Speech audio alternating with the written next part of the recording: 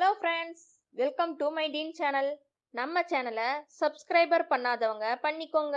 கூடவே பக்கத்தில் இருக்கிற பெல் ஐக்கானையும் கிளிக் பண்ணினீங்கன்னா நம்மளோட எல்லா அப்டேட்ஸும் உங்களுக்கு உடனுக்குடன் வரும்.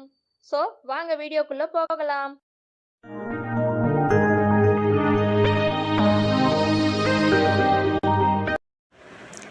வாங்க இன்றைக்கி என்ன வீடியோவில் பார்க்க போகிறோன்னா, அருமையான மரவள்ளிக்கிழங்கு கொழுக்கட்டை எப்படி செய்கிறதுன்னு பார்க்கலாம். அதுக்கு ஒரு மரவள்ளிக்கிழங்கு எடுத்து நல்லா தோலெலாம் க்ளீன் பண்ணிவிட்டு துருவி எடுத்து வச்சுருக்கேன். சின்னதாக ஒரு கேரட் துருவி எடுக்கோங்க.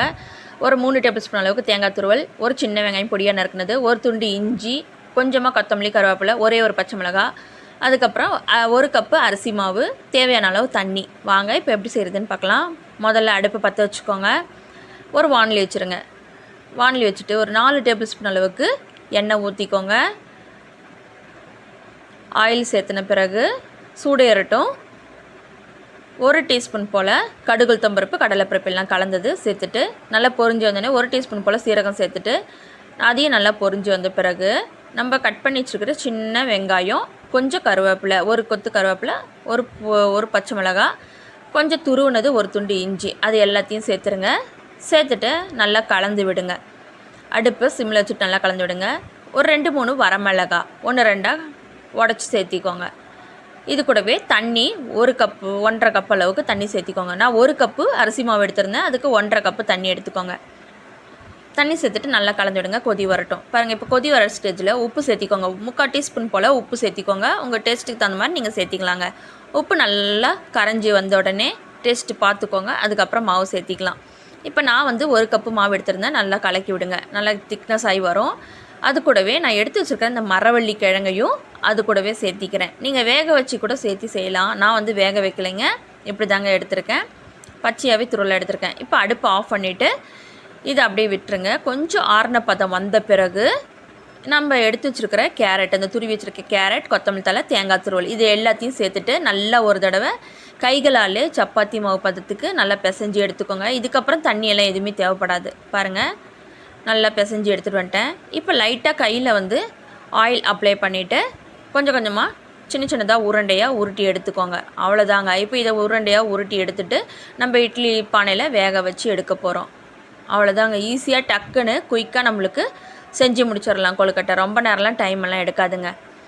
உங்களுக்கு வேணுன்ற வடிவத்தில் நீங்கள் செஞ்சுக்கோங்க. பாருங்கள், பிடி கொழுக்கட்டையாக கூட நீங்கள் செஞ்சு எடுத்துக்கலாம். இல்லை சிலிண்டர் ஷேப்பில் கூட செஞ்சு எடுத்துக்கலாம். இல்லைனா இந்த மாதிரி ரவுண்ட் ஷேப்பில், பால் ஷேப்பில் கூட நீங்கள் செஞ்சு எடுத்துக்கலாம். உங்கள் விருப்பங்க. உங்களுக்கு எந்த மாதிரி வேணுமோ அந்த மாதிரி நீங்கள் செஞ்சு எடுத்துகிட்டு இதே மாதிரி எல்லாத்தையும் நம்ம செஞ்சு எடுத்துகிட்டு பார்க்கலாங்க.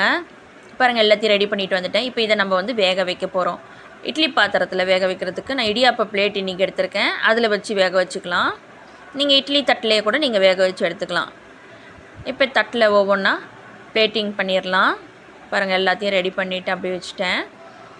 எனக்கு கரெக்டாக சரியாக 3 பிளேட்டுக்கு வந்தது. ரவுண்ட் ஷேப்பில் ஒரு பிளேட்டு, அதுக்கப்புறம் ஃப்ளாட்டாக இருக்கிறதுல ஒரு பிளேட்டு, 2 பிளேட்டு வந்த மாதிரி இருந்தது. கீழே வைக்க முடியலைங்க. ரவுண்டாக இருந்தால், கொஞ்சம் உருண்டை சின்னதாக இருந்தால் கரெக்டாக இருக்கும். இப்போ இதை வேக வச்சு எடுத்துடலாங்க.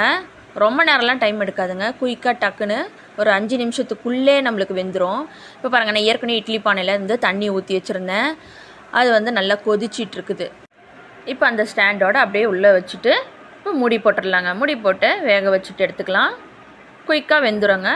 பாருங்கள், சட்டுன்னு ஒரு 3 நிமிஷத்தில் நம்மளுக்கு வெந்துருச்சு. இப்போ ஓப்பன் பண்ணி பார்த்துக்கிட்டேன். இப்போ அதை அப்படியே மெதுவாக எடுத்துடலாங்க. இப்போ இது உடனே எடுக்கக்கூடாதுங்க. கொஞ்சம் ஆறின பிறகு உடனே எடுங்க. உடனே எடுத்திங்கன்னா கொஞ்சம் சூடாக சாஃப்டாக இருக்கிற மாதிரி இருக்கும். ஆனால் ஆறின பிறகு பார்த்திங்கன்னா நல்லா சூப்பராக கொழுக்கட்டை ரெடி ஆகிடுச்சுங்க. நல்லா ஹெல்த்தியான ஒரு மரவள்ளிக்கிழங்கு கொழுக்கட்டை ரெடிங்க. அவ்வளோதாங்க. பிளேட்டிங்கில் சர்வ் பண்ணிட்டேன். சுட சுட சாப்பிட்டு பாருங்கள். இதுக்கு சைட் டிஷ்ஷே எதுவுமே தேவைப்படாது. அவ்வளோ டேஸ்ட்டாக நல்லா சூப்பராக இருக்குங்க. நல்லா ஹெல்த்தியான மரவள்ளிக்கிழங்கு கொழுக்கட்டை செஞ்சு பாருங்கள். நல்லா சாஃப்டாக இருக்கும். இந்த வீடியோ உங்களுக்கு பிடிச்சிருந்தா லைக் பண்ணுங்கள், ஷேர் பண்ணுங்கள், கமெண்ட் பண்ணுங்கள். மறக்காமல் நம்ம டீன் சேனலை சப்ஸ்கிரைப் பண்ணுங்கள். தேங்க்யூ.